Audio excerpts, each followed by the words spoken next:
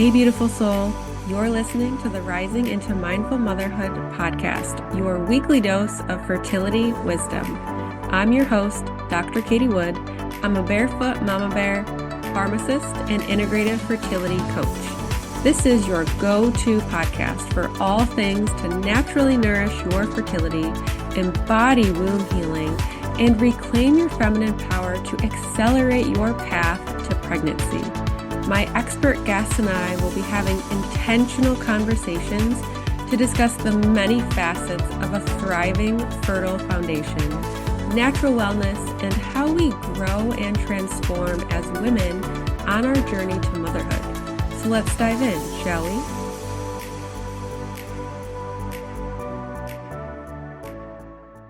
Hello and welcome to Rising into Mindful Motherhood. This episode, I'll be talking with Michele. She is a personal trainer, yoga teacher, and health coach with her doctorate in physical therapy. She's the host of the Healthy Beyond 40 podcast, and she helps women to nourish their bodies, get healthy, and optimize their metabolism so they can feel better. In this episode, we'll be discussing how wellness starts within and how you can truly nourish your body and mind. So welcome, Michele. I'm so excited to have you on the podcast, and I'm really curious to hear about your journey and how you came to be passionate in helping women to feel their best. Just kind of, we were briefly talking before we hit record, and you're a physical therapist, but you don't practice physical therapy anymore. You now coach women virtually, I believe. So I just kind of love to hear that transition because for myself, I'm a pharmacist. I worked in retail pharmacy, and now I'm coaching women online for fertility. So it seems like a kind of a similar switch there. So I'd love to hear about that. Yeah, I've always because even physical therapy, it's a little bit in that health and fitness side too. So I've always sort of had that passion for health and wellness. But I have 4 kids. After I had my third kid, who is now 11, it got really hard to take care of myself. And I remember going up a flight of stairs and getting out of breath. And I'm like, oh my goodness, like, I don't want to be like this. If this is what I'm like in my 30s, what is 50 and 60 going to look like? And it was just a very busy time having 3 little kids. And it's like, how can I take care of myself? But it went back to going up a flight of stairs doesn't take long. I don't have to work out for long. I don't have to follow a diet program. So just going back to some of the basics with nutrition, starting with really short workouts. And then I was able to go up the stairs without being out of breath and just feeling better in my body from a standpoint of really wanting to take care of myself. And then I eventually got a yoga certification a few years ago. And then that is sort of just was the trigger for me, like, well, maybe I can do some personal training and health coaching. And so from there, it started my business because I just feel really passionate about helping women come out of that diet culture, really find sustainable ways, and really focusing on getting healthy on the inside. And a lot of times those outside results will happen, but that intention matters a lot.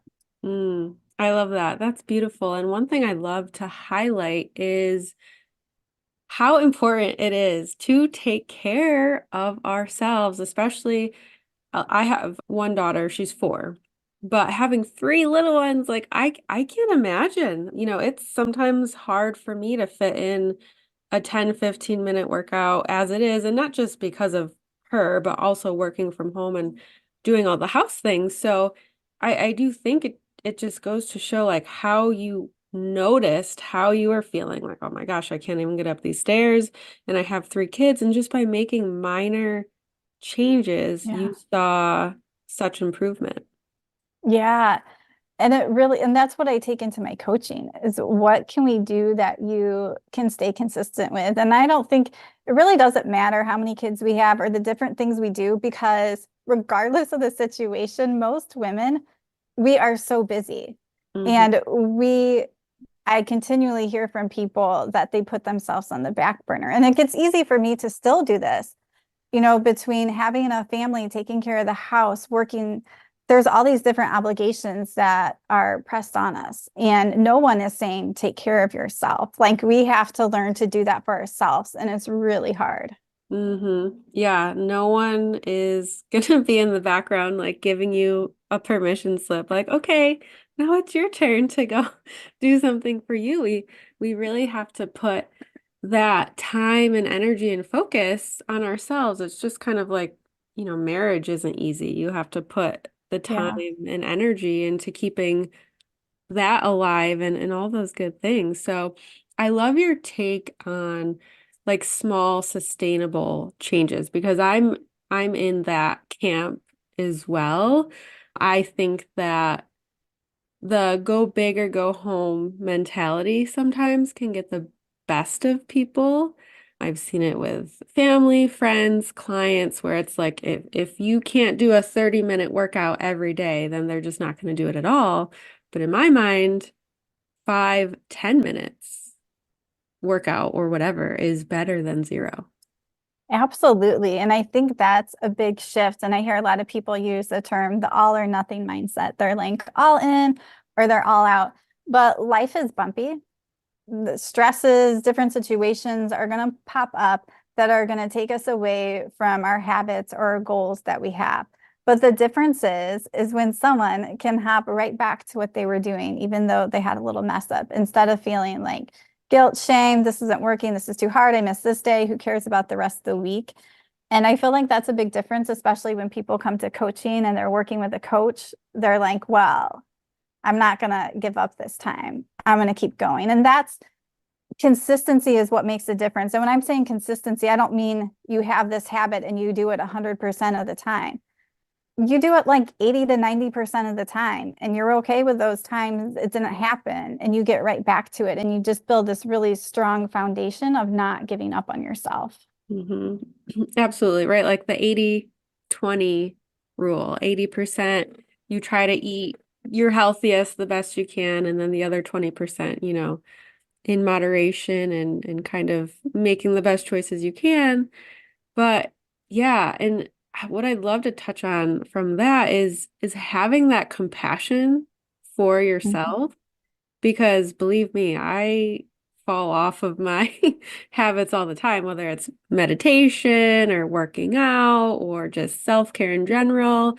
And you just kind of have to like shrug it off and not shame yourself for it and then just hop back in, like get back on the horse.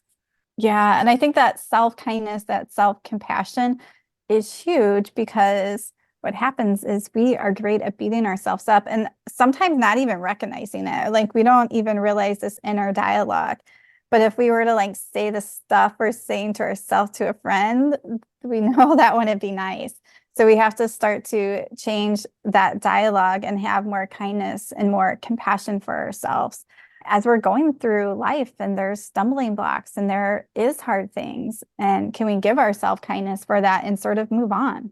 hmm So your podcast seems like it's geared towards women over 40. Can I ask, where that came from? Yeah, just sort of narrowing down who I was talking to. Mhm. And I don't know if I think I started working with more people over 40 and I am 41 right now. But yeah, I just sort of narrowed in on working with women over 40. And it's also a time, I think, where this not taking care of themselves starts to catch up and Mhm. they start to become more aware of it and they want to change that. And I also think when we're talking people over 40, there's a variety, but I feel like there's more people over 40 who are looking to lose weight, but lose weight in a healthy way. Versus, I feel like the younger people, 20s and their 30s, you're a little more likely to see people who want a diet. So, obviously, over 40, there is both, but I feel like there's a little bit more of that as you're getting older. Your focus turns to I really want to be healthy. And that's more what I'm passionate about. I want to help people lose weight, but if we're going to do it, we're going to do it from a standpoint of I'm going to do this in a healthy way. I'm not going to follow a diet. I'm going to do things that are sustainable. Awesome. Yeah. I definitely do think it is kind of like this transition point for women too. Like, obviously, we all can go through that perimenopause phase at Hmm. different times in our lives, depending on how our mothers or aunts or anyone else experienced it. But it is a unique time in our lives. Like, our hormones can start changing a little bit more. And kind of like you said, if maybe you didn't have the best habits leading up to Hmm. turning 40 or older, then yeah, I think that they are more likely to kind of stack up on each other, Yeah. kind of like the results of that. And just having that maturity to be like, okay, I need to do something about this. So I'm feeling, I can feel good as I age and things like that. So what I would love to try to connect the dots a little bit with what you do and what I do is a lot of times when women, well, really it starts at the age 35, right? Where conventional medicine will have you think when you turn 35, your fertility is like nose diving off of a cliff. And even more so when women are 40 or older. It's like you go to your OB and they're just completely taking natural conception off of the table, which in my experience, and I know in some of my mentors, clinical experience as well, a lot of times there's a lot of things that you can do to actually improve your fertility, whether you're over 40 or not. And I know fertility isn't your expertise, but I feel like these things weave in together. It's really Hmm. all the same foundation at the end of the day, right? Yeah. Healthy nutrition, healthy lifestyle, moving our bodies, taking care of our emotional, mental, spiritual health. So, since women over 40, they're your people, I would love to speak to that. So, what are some, we'll just start with nutrition. What are some like sustainable nutrition tips that you would give a woman in her 40s? Yeah. And I think it goes back to this idea of someone's trying to get pregnant or whatever it is. Can we put our body in the healthiest state that it can be? And it goes back to these same lifestyle principles. There can obviously be some different things they might need to do, but can we have a really strong foundation of having a healthy body on the inside? So I would say with nutrition, like we sort of mentioned earlier, whole foods, like the more whole foods that we can get, also being able to balance your blood sugar. We live in a culture where we have carbs, very heavy carb, very sweet things for breakfast, and that spikes our blood sugar in the day. And we sort of get on that blood sugar roller coaster. And that in itself can down the road lead to diabetes. First, it leads to insulin resistance that we don't typically check for, but it leads to these other processes that put our body in a not great state on the inside. So making sure that we're eating as much whole foods as we can. And just like we talked about, I think health is a journey. And so maybe your starting point is different than how many whole foods I'm eating today. And that's okay. So where can you take one step forward? Like maybe for my breakfast, I'm going to work on whole foods. Or maybe the snack that I tend to grab a granola bar, I'm going to have an apple with peanut butter. How can you start to make swaps to shift towards that more whole food? And then also learning principles of how can I regulate my blood sugar? Mm. Even though I may not have a problem right now, how can I eat a diet that is more balancing my blood sugar? So making sure that I'm getting protein and fiber and a little bit of healthy fat with each meal and not just eating carbs by themselves. And also knowing things like bread is Mm. processed. And if you're eating bread alone, that can spike your blood sugar. Mhm. And being able to look a little bit more like that, I think can be a really good starting place nutrition wise. Absolutely. I think just knowing, like you were saying, how like different tips and tricks you can do to regulate your blood sugar is a game changer, right? Like Hmm. eating protein and fat and not having those naked carbs. So you mentioned Yeah. apple with peanut butter. Like I think once you learn those tricks, it's such a like it just changes how you feel.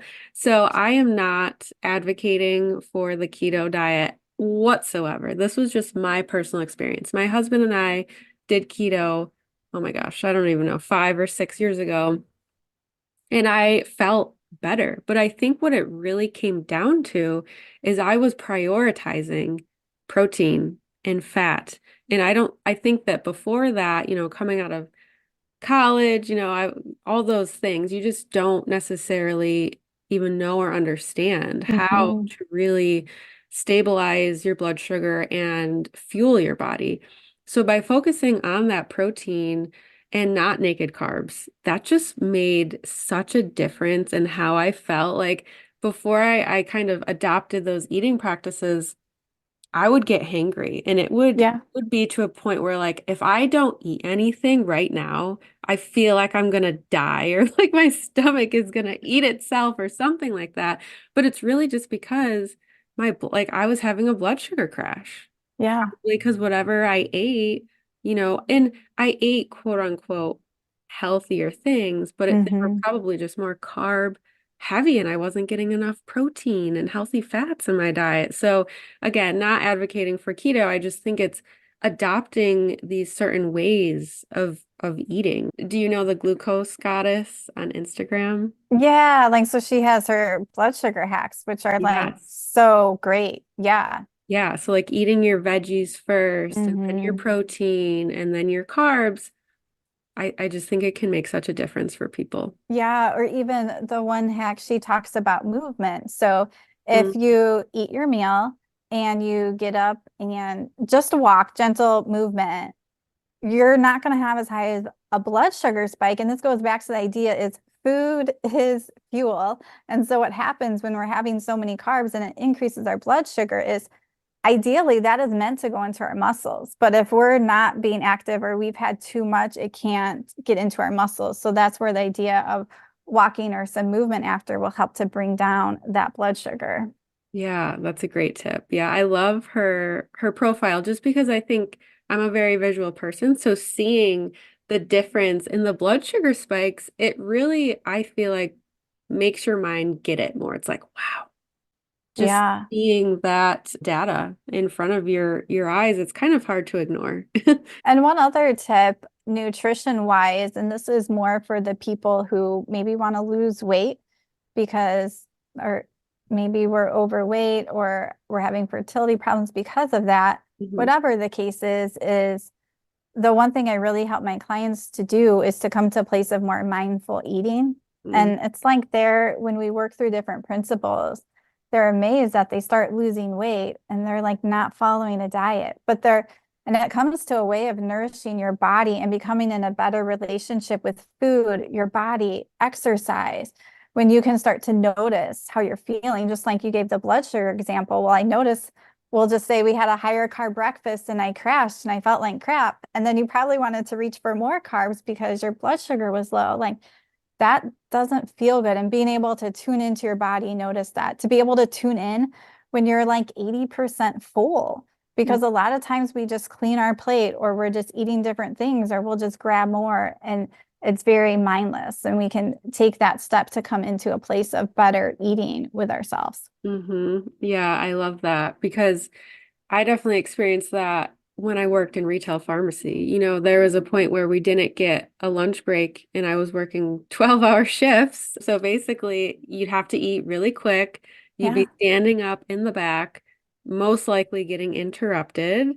So you're not even chewing your food and definitely not eating slow enough so you can tune in to any of your body's Yeah. signals and things like that. And there are just so many benefits, like from noticing, like, hey, I'm full, or noticing how you feel, like you were saying, if you have a higher carb breakfast and you just aren't feeling great after that. But then also digestion, right? It starts in the mouth. So for someone Mm-hmm. maybe is maybe you are eating healthy, but maybe you're not eating mindfully.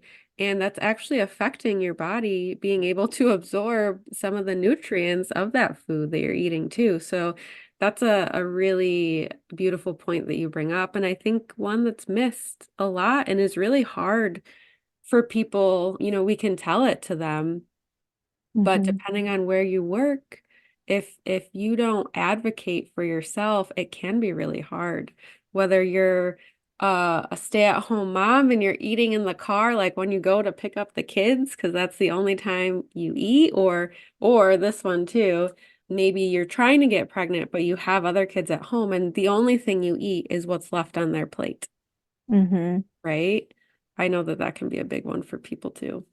Yeah, absolutely. And you sort of brought it up a little there, not these exact words, but stress. And, Mhm. stress just plays a huge impact on our body. So you can even think of dieting as stress.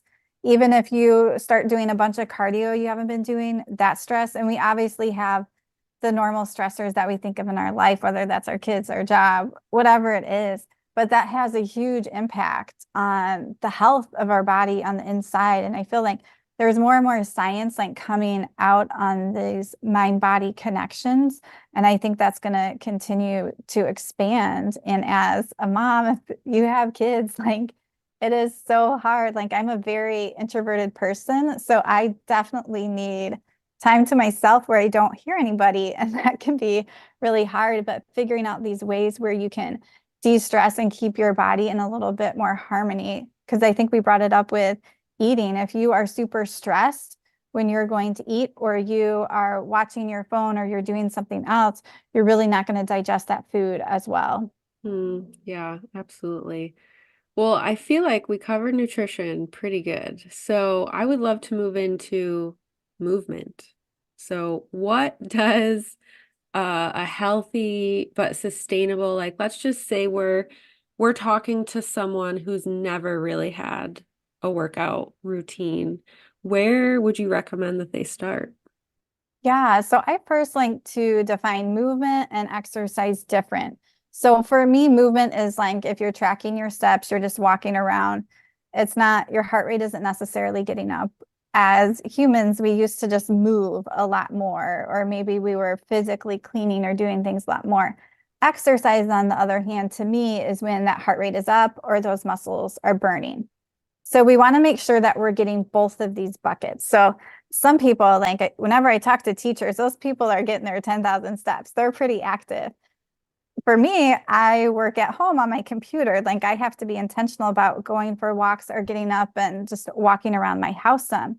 So making sure that you are getting some movement in. And again, that's different for everybody. For someone, they might be working on 4,000 steps. Someone might be working on 10,000. The number doesn't matter. Figure out where you are. And if you need to, can I do a little bit more? And you don't necessarily have to track your steps. I don't have a watch, but can I go out for an intentional mile or two walk every day or something like that? So you can work that movement piece different ways. Exercise wise, my favorite thing I like to first recommend is strength training. Well, I'll give the disclaimer here. Exercise should be what you're going to do. So whatever, if there's something that sounds really fun to you or that you want to do, that's probably what you need to do. Now, from a more like practical science standpoint, strength training is really good because it's going to help you to build your muscle mass. And the more muscle you have, the more calories you burn doing nothing. Also, as you get older, you can think of an 80 or 90-year-old, they don't have a lot of muscle, they're very frail. So we have to continually work on building our muscle mass and maintaining it so we can live healthy and be strong. And sometimes with cardio, what happens is when people haven't been doing cardio and you start to, sometimes that's going to bump up certain hormones that cause more hunger and cravings, and you're going to eat more because you just burned a lot of calories in a short amount of time. When you do strength training, you have more of a slow burn. So you burn less calories because it's less intense during the session, but you're also going to burn calories after. So sometimes people jump in on cardio, then they're like just eating more because they burn so much. So I like to have people start with strength training with weights, or even like a yoga for strength training, where you're doing yoga and you're feeling those muscles burn. That would be a strength training too. Hmm. Very, very good tips. I love that. And I think, yeah, definitely start with something that feels good to you. Don't push yourself through something that you absolutely hate because you feel like you have to. There's just so many options available where you don't even have to go to the gym anymore. And I think that it's really nice to have those options. And for me, we live kind of in the middle of nowhere. I have to drive 30 minutes to get to anywhere. And I'm like, I'm not doing that to go to the gym. So I personally like to kind of dabble in a lot of different things, but you can go on YouTube and find free workouts from so many amazing people. I've kind of started a few new ones just to kind of give some people ideas, and then maybe you can kind of give your thoughts and feedback on it. I've started belly dancing with my daughter, and that's actually really fun. And it is like a mix of cardio and then also kind of, I guess I don't know the technical term for it, but like where you use your own body Yeah. weight to do things. Hmm. I've gotten, oh gosh, now I'm not going to remember what it's called. It's like a Pilates bar with resistant bands, Bands. Yeah. and that's really, really cool. And yeah, just Pilates, and I love weights as well. Strength training, I think is really fun. Just for anyone who's listening, if you're like, I can't afford a gym membership or I don't have time to go to a gym, go to YouTube because that is what I've been doing. I am a part of a few different like apps and memberships, but a lot of the ones I do, I just go to YouTube and you can save them in a little folder. You can name the folders. Like I have some that are for Pilates, some that are for strength training, some for that Pilates bar thingy that I have. And I do 10-15 minute ones because that's all I have time for. Yeah, absolutely. I don't work out. If it's like a walk or a bike ride or something more movement based, I might do longer, but I never really work out longer than 30 minutes. Every once in a while, I do a yoga class that is longer. But like you, I do everything at home because I've tried to go to the gym before and I don't stay consistent with it because it adds so much more time to Hmm. what you're doing. So I only do like 10 to 30-minute workouts. And like you brought up, so you can do body weight workouts. Like think of a push-up. That's gonna burn your muscles. That's gonna be hard. So there's a lot of stuff you can do without weights. And the other thing you brought up, bands are a really cheap way to go to also do strength training. Hand weights are great. They're a little more expensive, but you can keep them forever. Like I have some from college. They're like over 20 years old. Like they do last. So building up what you have at home is good. And something I've started playing. So I'm here in Arizona, but it's pickleball. Like it is so fun. It's not like a super hard workout for me, but you play it with other friends. I'm working on hand-eye or eye coordination and getting outside. But just like with your belly dancing, it's really fun to me. So I think we need to incorporate a little bit of fun into our workouts too. Hmm. And if anyone that's listening, maybe you have little ones at home.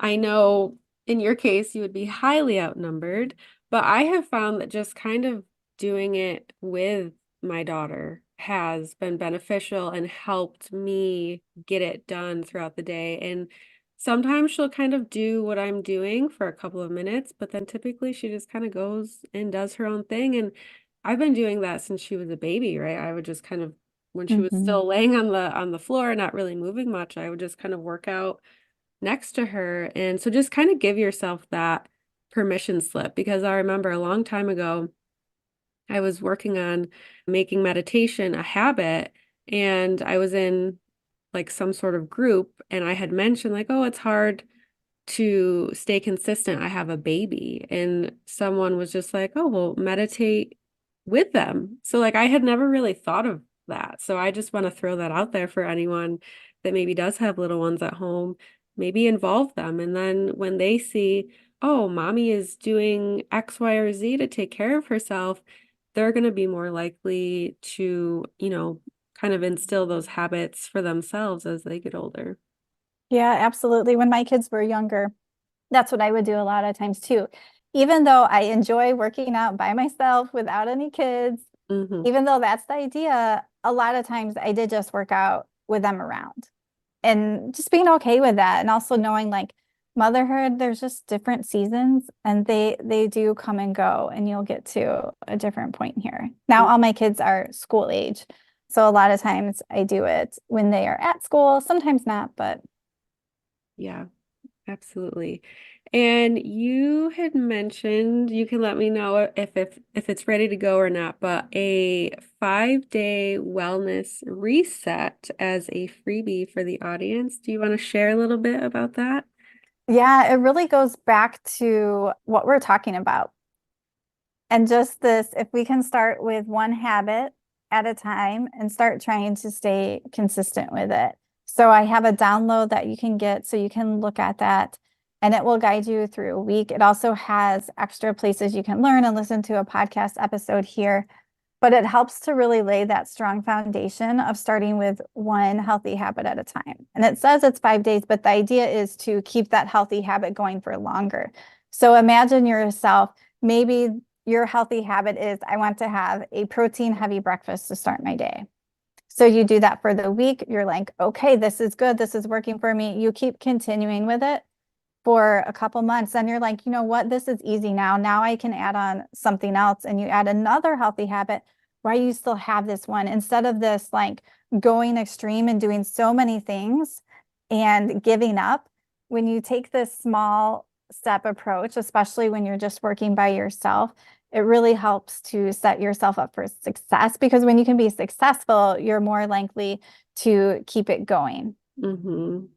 Yes, I love that tip. I agree too. Just kind of stacking them as you go. And I think Yes.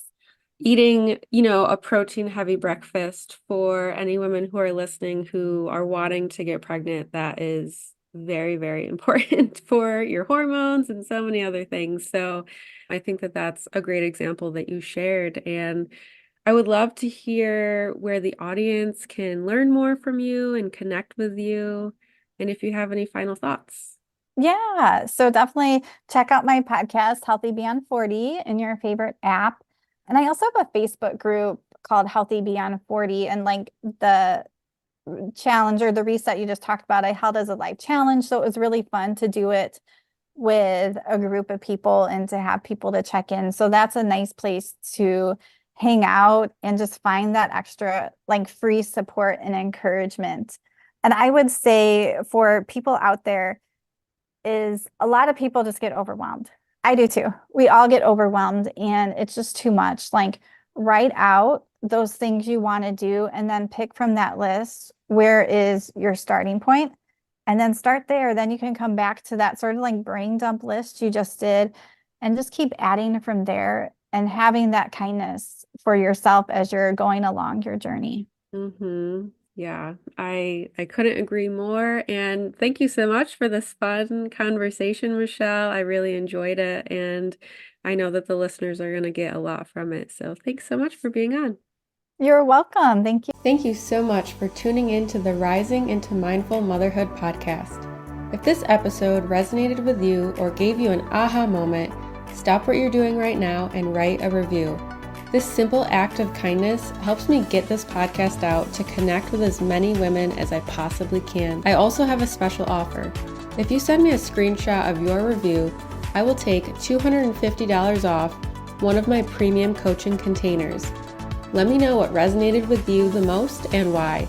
So connect with me in my free Facebook community or tag me on Instagram. You'll find both listed below. Thanks again from the bottom of my heart for tuning in to this episode, and I'll see you next time.